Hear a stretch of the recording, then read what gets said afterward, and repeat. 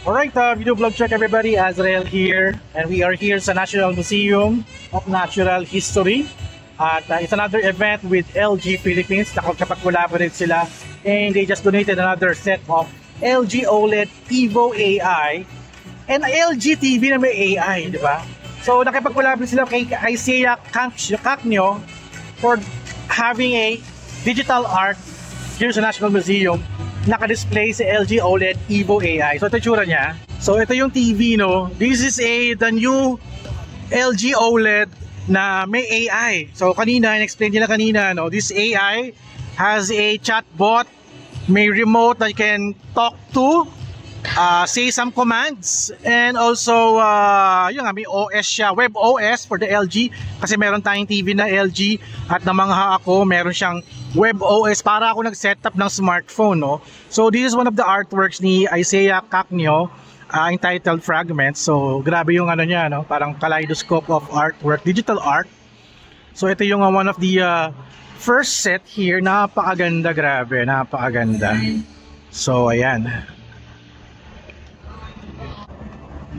At ito yung mga featured. Marami pang TV sa baba. Nag-gaming kami. Pwede kang mag-manood ng movies. Ito, TV of LG. Ayan. LG AI TV. Check it out, yo. And here's another one. Ayan. May Isaiah Cacnio. May nagpa-vlog. Tayo sa kabila. So, ito yung isang set artwork yan. Ito yung pinakang paborito ko eh. Kasi sobrang ganda. Check it out, yo. Ganda. Nakaka-hypnotize yung kulay niya tsaka yung movement. And this one is parang portal. Para ka nagpunta sa Ghostbusters. Reminds me of Ghostbusters. Parang portal dun sa kalaban nila sa Ghostbusters Part 2. Ayan. So I think madi-display pa yan dito sa National Museum of Natural History. So panoorin itong video ko. May mga sample clips ako from the event announcing. Andito si Robby Domingo, dito si Bella Padilla, tsaka yung volleyball player na si Mika Reyes. Grabe, tangkad niya, macho, tsaka ang cute. So ito, laging in now, laging out na, no? Kasi tapos na yung event. At watch this video para panoorin nyo na yung makapinis kanina.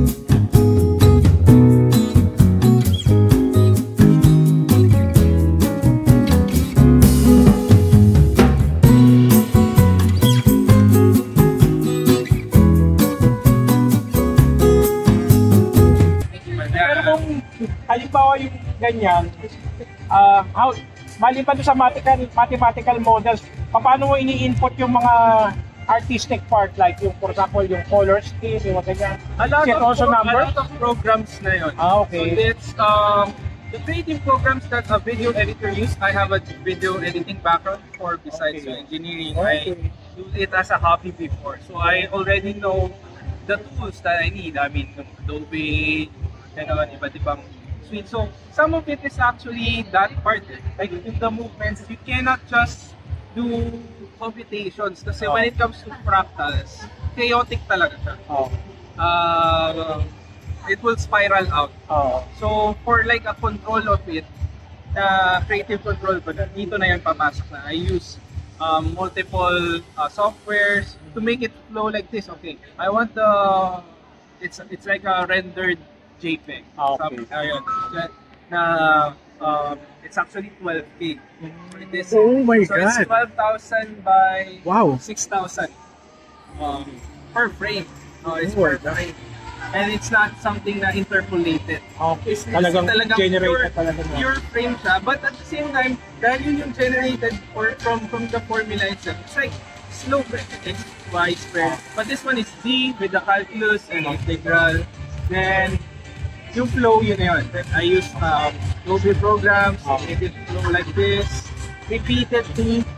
Tapos, gusto ko kasi inspired na siya with science, vector currents. I did research, I did consult some scientists actually. Wow! Ayun yung sa mga geological patterns. Yes, so actually, approved naman with the National Museum Geology Division. Wow! Ganun kali. Kanina, okay. I mean, din yung project, I mean, hindi nila narinig yung script. They know the concept. Sabi ko, okay lang naman. Okay na, okay go. Yeah. Galing. So for that is... Recently had a project sa EDSA. EDSA Billboard. Ganun din yung reveal. Okay. Kakatapos lang yung parang ganun din. Digital LED board din to, no? Sa digital... Yes, it's yung talagang artwork, yung parang artwork din yung ginawa mo. You can see it on my Instagram. Sige. Sige sa Instagram. Sige. Yung first time. So yun, napanood yun na. Thank you guys for watching. Just a short video lang. Yun ako nakapag-video kasi maraming tao kanina at paalis na rin kami. Thank you so much, LD, for the invite. Always the best venue for LG event is here sa National Museum of Natural History. So yun. So thank you guys for watching. So don't forget to subscribe, like, and comment. And I'll see you guys at the next video vlog adventure. Alright.